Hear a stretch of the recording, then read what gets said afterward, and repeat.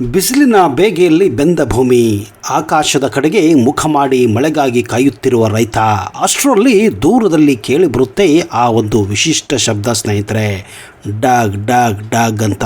ಅದು ಕೇವಲ ಒಂದು ಯಂತ್ರದ ಸದ್ದಲ್ಲ, ಅದು ಹಳ್ಳಿಯ ಪಾಲಿನ ವಿಜಯನಾದ. ಭಾರತದ ಹಳ್ಳಿಗಳಲ್ಲಿ ಬೋರ್ವೆಲ್ ಗಾಡಿ ಬಂತೆಂದರೆ ಅಲ್ಲಿ ಒಂದು ಹೊಸ ಯುದ್ಧ, ಒಂದು ಹೊಸ ನಿರೀಕ್ಷೆ ಎರಡೂ ಶುರುವಾಗಿದೆ ಅಂತ ಅರ್ಥ. ಬೋರ್ವೆಲ್ ಕೊರೆಯುವುದು ಭಾರತದಲ್ಲಿ ಒಂದು ಸಾಹಸವಿದ್ದಂತೆ.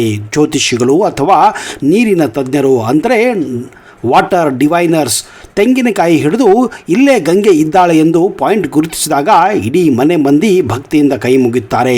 ಕುಂಕುಮ ಅರಿಶಿಣ ಹಚ್ಚಿದ ಆ ಬೃಹತ್ ಲಾರಿ ಜಮೀನಿಗೆ ಬಂದಾಗ ಇಡೀ ಹಳ್ಳಿಯೇ ಅಲ್ಲಿ ನೆರೆದಿರುತ್ತದೆ.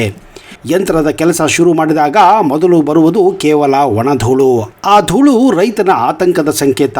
100 ಅಡಿ, 200 ಅಡಿ, 500 ಅಡಿ ಆಳ ಹೆಚ್ಚಾದಷ್ಟು ರೈತನ ಎದೆ ಬಡಿತ ಹೆಚ್ಚಾಗುತ್ತದೆ. ಹಾಕಿದ ಹಣವೆಲ್ಲ ಮಣ್ಣು ಪಾಲಾಯಿತೆ ಅಥವಾ ಅದೃಷ್ಟ ಖುಲಾಯಿಸಲಿಲ್ಲವೆಂಬ ಆತಂಕ ಕೂಡ ಶುರುವಾಗಿರುತ್ತದೆ. ಒಮ್ಮೆಲೆ ಆ ಧೂಳು ನಿಂತು ಭೂಮಿಯ ಒಡಲಿಂದ ತಣ್ಣನೆಯ ನೀರಿನ ಸಿಂಚನ ಮೇಲೆ ಚಿಮ್ಮಿದಾಗ ಸಿಗುವ ಆ ಸುಖ ಇದೆಯಲ್ಲ, ಅದು ಒಲಿಂಪಿಕ್ನಲ್ಲಿ ಚಿನ್ನ ಗೆದ್ದಷ್ಟೇ ಸಂಭ್ರಮ. ಇಲೆಕ್ಷನ್ನಲ್ಲಿ 1 ಓಟಿನಿಂದ ಗೆದ್ದಂತಹ ಸಂಭ್ರಮ. ಮನೆಯಲ್ಲೆಲ್ಲರೂ ಆ ನೀರಿನಲ್ಲಿ ನೆನೆಯುತ್ತಾ ಸಂಭ್ರಮಿಸುವುದು ಭಾರತದ ಅಪ್ಪಟ ಗ್ರಾಮೀಣ ಒಂದು ಚಿತ್ರಣ ಸ್ನೇಹಿತರೆ. ಭಾರತವು ವಿಶ್ವದಲ್ಲಿ ಅತಿ ಹೆಚ್ಚು ಅಂತರ್ಜಲ ಬಳಸುವ ದೇಶಗಳಲ್ಲಿ ಒಂದು. ನಮ್ಮ ದೇಶದ 60%ಕ್ಕೂ ಹೆಚ್ಚು ಕೃಷಿಕರು ಮತ್ತು 85% ಕುಡಿಯುವ ನೀರು ಈ ಕೊಳವೆ ಬಾವಿಗಳ ಮೇಲೆ ಅವಲಂಬಿತವಾಗಿದೆ. ಇದು ಕೇವಲ ಕೃಷಿಯಲ್ಲ, ಭಾರತದ ಆಹಾರ ಭದ್ರತೆಯ ಬೆನ್ನೆಲುಬು ಕೂಡ. ಬೋರ್ವೆಲ್ ಎನ್ನುವುದು ಭೂತಾಯಿಯ ಆಶೀರ್ವಾದದ ನಳಿಕೆ ಇದ್ದಂತೆ. ಇದನ್ನ ಎಷ್ಟು ಗೌರವದಿಂದ ಬಳಸುತ್ತೇವೋ ಅಷ್ಟು ಕಾಲ ನಮ್ಮ ಬದುಕು ಹಸಿರಾಗಿರುತ್ತದೆ. ಅನಾಗತ್ಯವಾಗಿ ಬಳಸಿದರೆ ನಿಮ್ಮ ಬರಳು ಕೂಡ ಬರವಾಗಿ ಹೋಗುತ್ತದೆ. ಆದರೆ ಬೋರ್ವೆಲ್ ಕೊರೆದ ನಂತರ ನೀರು ಸಿಗದಿದ್ದರೆ ಅಥವಾ ಮೋಟಾರ್ ರಿಪೇರಿ ಮಾಡುವಾಗ ರೈತರು ಆ ರಂಧ್ರವನ್ನು ತೆರೆದಿಡುತ್ತಾರೆ. ಕೇವಲ ಒಂದು ಗೋಣಿ ಚೀಲವೋ ಅಥವಾ ಕಲ್ಲಿನಿಂದ ಮುಚ್ಚುವುದು ಸುರಕ್ಷಿತವಲ್ಲ. ಆಟವಾಡುತ್ತಾ ಬರುವ ಮಕ್ಕಳು ಅರಿಯದೇ ಅದರ ಮೇಲೆ ಕಾಲಿಟ್ಟಾಗ ಆ 100 ಅಡಿಗಳ ಕತ್ತಲೆ ಆಳಕ್ಕೆ ಜಾರಿ ಬೀಳುತ್ತಾರೆ. ಹೌದು, ಮಗು ಬೋರ್ವೆಲ್ ಒಳಗೆ ಬಿದ್ದಾಗ ನಡೆಯುವ ರಕ್ಷಣಾ ಕಾರ್ಯಾಚರಣೆ ಬಗ್ಗೆ ಆಗಾಗ ನೀವು ಟಿವಿಯಲ್ಲಿ ನೋಡುತ್ತಾನೆ ಇರಬಹುದು. ಅದೊಂದು ಭೀಕರವಾದಂತಹ ದೃಶ್ಯವಾಗಿರುತ್ತದೆ. ಆಳಕ್ಕೆ ಹೋದಂತೆ ಉಸಿರಾಡುವ ಗಾಳಿ ಸಿಗುವುದಿಲ್ಲ. ಕಿರಿದಾದ ಜಾಗದಲ್ಲಿ ಮಗು ಅಲುಗಾಡಲು ಕೂಡ ಸಾಧ್ಯವಾಗದೆ ಸಿಲುಕಿಕೊಳ್ಳುತ್ತದೆ.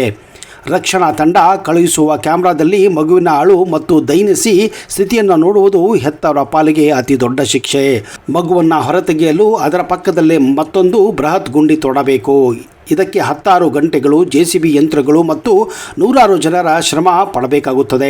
ಹವಾಮಾನ ವೈಪರೀತ್ಯ ಅಥವಾ ಮಣ್ಣು ಕುಸಿದಾದರೆ ಪರಿಸ್ಥಿತಿ ಇನ್ನೂ ಗಂಭೀರವಾಗಿರುತ್ತದೆ. ಇಷ್ಟೆಲ್ಲ ಆದರೂ ಮಗು ಜೀವಂತವಾಗಿ ಹೊರಬರುತ್ತದೆ ಎಂಬ ಭರವಸೆ ಕೂಡ ಇರುವುದಿಲ್ಲ. ಈ ದುರಂತಗಳನ್ನು ತಡೆಯಲು ಕಠಿಣ ಕ್ರಮಗಳು ಅನಿವಾರ್ಯವಾಗಿವೆ ಸ್ನೇಹಿತರೆ. ಬೋರ್ವೆಲ್ ಬಳಕೆಯಲ್ಲಿ ಇಲ್ಲದಿದ್ದಾಗ ಅದಕ್ಕೆ ಗಟ್ಟಿಯಾದ ಕಬ್ಬಿಣದ ಮುಚ್ಚಳನ್ನು ವೆಲ್ಡಿಂಗ್ ಮಾಡಿಸಬೇಕು. ಬೋರ್ವೆಲ್ ಸುತ್ತಲೂ ತಂತಿ ಬೇಲಿ ಅಥವಾ ಗೋಡೆ ನಿರ್ಮಿಸುವುದು ಅತ್ಯಗತ್ಯ. ಸುಪ್ರೀಂ ಕೋರ್ಟ್ ಮಾರ್ಗಸೂಚಿಯಂತೆ ಪ್ರತಿಯೊಂದು ಬೋರ್ವೆಲ್ ಅನ್ನು ಕಡ್ಡಾಯವಾಗಿ ನೋಂದಾಯಿಸಿ ಸುರಕ್ಷಿತ ಕ್ರಮವನ್ನು ಕೈಗೊಳ್ಳಬೇಕು ಎನ್ನುವುದು ಪ್ರತಿಯೊಬ್ಬರಿಗೂ ಮನವರಿಕೆ ಆಗಲೇಬೇಕು ಸ್ನೇಹಿತರೆ. ಆದರೆ ಈ ಬೋರ್ವೆಲ್ ತೆಗೆಯುವ ವಿಧಾನ ಒಂದು ದೇಶದಿಂದ ಇನ್ನೊಂದು ದೇಶಕ್ಕೆ ಬೇರೆ. ಆದರೆ ನಮ್ಮ ದೇಶದಲ್ಲಿ ಪ್ರತಿಯೊಂದು ಏರಿಯಾಗಳಿಂದ, ಪ್ರತಿಯೊಂದು ತಾಲೂಕಿನಿಂದ, ಪ್ರತಿಯೊಂದು ಜಿಲ್ಲೆಗಳಿಂದ, ಪ್ರತಿಯೊಂದು ರಾಜ್ಯಗಳಿಗೆ ವಿಚ್ಛಿನ್ನವಾಗಿದೆ.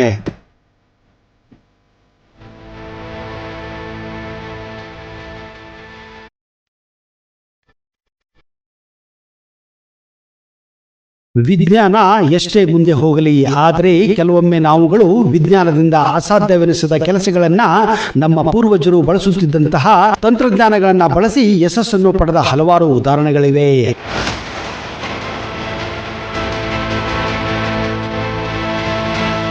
ಅದಕ್ಕೆ ನಾವು ಬಳಸುವ ಕ್ಯಾಲೆಂಡರ್, ಮುಂದಿನ 100 ವರ್ಷಗಳಲ್ಲಿ ನಡೆಯುವ ಗ್ರಹಣಗಳ ಬಗ್ಗೆ, ಸೂರ್ಯ ಉದಯಿಸುವ ಸಮಯ, ಚಂದ್ರ ಉದಯಿಸುವ ಸಮಯ, ಇಂತಹ ಅನೇಕ ಸತ್ಯಾಂಶಗಳನ್ನು ನಾವು ಈ ಮೂಲಕ ಪಡೆಯುತ್ತೇವೆ.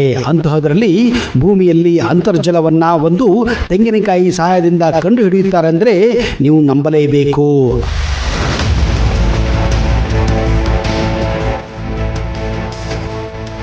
ಆದರೆ ಇತ್ತೀಚಿನ ಜನರು ಇದನ್ನೆಲ್ಲ ನಂಬುವುದಿಲ್ಲ, ವಿಜ್ಞಾನವೇ ಶ್ರೇಷ್ಠ ಅನ್ನುತ್ತಾರೆ.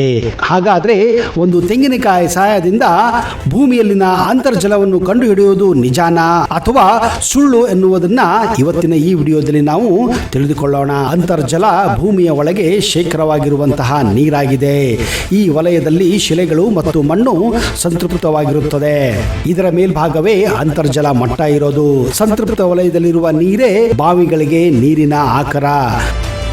ಮಳೆಯಿಂದ ನೆಲದ ಮೇಲೆ ಬಿದ್ದ ನೀರಿನ ಬಹುಭಾಗ ಎತ್ತರದಿಂದ ತೆಗ್ಗಿನ ಕಡೆಗೆ ಹರಿಯುತ್ತದೆ. ಸ್ವಲ್ಪ ಪ್ರಮಾಣದ ನೀರು ಆವಿಯಾಗಿ ವಾಯುಗೋಳದಲ್ಲಿ ಸೇರುತ್ತದೆ. ಅತ್ಯಲ್ಪ ಪ್ರಮಾಣದ ನೀರನ್ನ ಸಸ್ಯಗಳು ಹೀರಿಕೊಳ್ಳುತ್ತವೆ. ಮಳೆ ನೀರಿನ ಒಂದು ಭಾಗ ಜುನುಗಿ ಸ್ಥಳೀಯ ಶಿಲೆಗಳಲ್ಲಿರುವ ರಚನೆಯನ್ನು ಆಧರಿಸಿ ಅಂತರ್ಜಲವಾಗಿ ಅದು ಶೇಖರಣೆಯಾಗುತ್ತದೆ. ದಿನ ಕಳೆದಂತೆ ಈ ಅಂತರ್ಜಲವು ಭೂಮಿಯಲ್ಲಿ ಕಡಿಮೆ ಆಗುತ್ತಾ ಹೋಗುತ್ತಾ ಇದೆ. ಇದಕ್ಕೆ ನೂರಾರು ಸಾವಿರಾರು ಕಾರಣಗಳಿವೆ. ಹೀಗಾಗಿ ನಾವು ತೋಡುವ ಬಾವಿಗಳಲ್ಲಿ ಅಥವಾ ಬೋರ್ವೆಲ್ಗಳಲ್ಲಿ ಈಗ ನೀರೇ ಸಿಗುತ್ತಿಲ್ಲ. ಗ್ರಾಮೀಣ ಪ್ರದೇಶದಲ್ಲಿ ಅಂತರ್ಜಲ ಪತ್ತೆ ಹಚ್ಚುವ ಬಗ್ಗೆ ನೀವು ಕೇಳಿರಬಹುದು. ಹಲವು ವಿಧಾನಗಳ ಮೂಲಕ ಅವರು ಅಂತರ್ಜಲ ಎಲ್ಲಿದೆ ಎಂದು ಕಂಡುಹಿಡಿಯುವ ಸಾಮರ್ಥ್ಯ ಹೊಂದಿದ್ದಾರೆ. ಅಂತಹವರು ಒಂದು ಕೋಲು ಅಥವಾ ತೆಂಗಿನಕಾಯಿಯ ಸಹಾಯದಿಂದ ನೀರಿನ ಮೂಲವನ್ನು ತಿಳಿಸುತ್ತಾರೆ. ಇಂಗ್ಲಿಶಿನ ವೈ ಆಕಾರದ ಒಂದು ಕೋಲು ಮತ್ತು ತೆಂಗಿನಕಾಯಿ ಇವಷ್ಟೇ ಅವರು ನೀರಿನ ಮೂಲ ಗುರುತಿಸಲು ಬಳಸುವ ಪರಿಕರಗಳು. ಇವುಗಳಿಂದ ನೀರಿನ ಮಟ್ಟವನ್ನು ಅಳೆಯುವುದು ಸಾಧ್ಯ ಎನ್ನುತ್ತಾರೆ. ಯಾವ ಭಾಗದಲ್ಲಿ ನೀರಿನ ಮಟ್ಟ ಹೆಚ್ಚು ಇದೆ, ಎಷ್ಟು ಆಳವಿದೆ ಹಾಗೂ ಎಷ್ಟು ಕಡಿಮೆ ಇದೆ ಎಂಬುದನ್ನು ಅವರು ನಿಖರವಾಗಿ ಹೇಳಬಲ್ಲರು. ಕನಿಷ್ಠ ಆಳದಲ್ಲಿ ನೀರು ಇದೆ ಎಂಬುದನ್ನು ತಿಳಿಸಲು ಅವರು ವೈ ಆಕಾರದ ಕೋಲನ್ನು ಬಳಸುತ್ತಾರೆ. ಈ ಕಡ್ಡಿಯ ಎರಡು ತುದಿಗಳನ್ನು ಹಿಡಿದುಕೊಳ್ಳುವ ಅವರು ನಿಗದಿತ ಸ್ಥಳದಲ್ಲಿ ಒಂದು ಸುತ್ತು ಬರುತ್ತಾರೆ. ಈ ಕಡ್ಡಿ ಯಾವ ಬಿಂದುವಿನಲ್ಲಿ ಪೂರ್ಣ ವೇಗದಲ್ಲಿ ತಿರುಗುತ್ತದೆಯೋ ಅಲ್ಲಿ ಸಾಕಷ್ಟು ನೀರಿದೆ ಎಂದರ್ಥ. ಇದನ್ನ ಜಲಶೋಧಕ ಯಂತ್ರ ಎಂದು ಕೂಡ ಕರೆಯುತ್ತಾರೆ. ಇದರಲ್ಲಿ 80% ಯಶಸ್ಸು ಲಭಿಸಿದೆ ಎಂದು ಹಲವಾರು ಜನರು ಹೇಳಿಕೊಂಡಿದ್ದಾರೆ.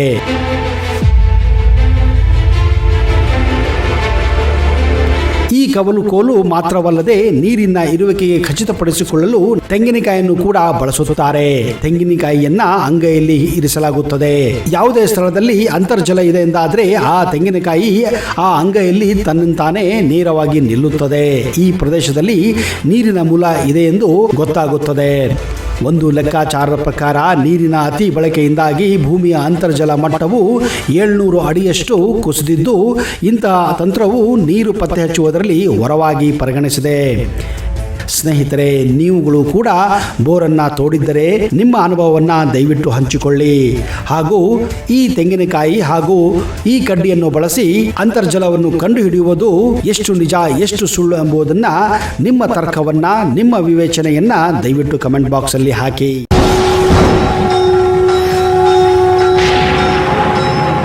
ಶ್ರೀ ಮಹಾಪ್ರತ್ಯಂಗಿರ ಚೌಡೇಶ್ವರಿ ಜ್ಯೋತಿಷ್ಯ ಫಲ, ಪಂಡಿತ್ ವೈದ್ಯಮೋಡಿ ರಾಮಜ್ಜ, ಶ್ರೀ ಆಂಜನೇಯ ಸ್ವಾಮಿಯ ಆರಾಧಕರು, ಇಂಡಿಯನ್ ಫೇಮಸ್ ಅಸ್ಟ್ರಾಲಜರ್.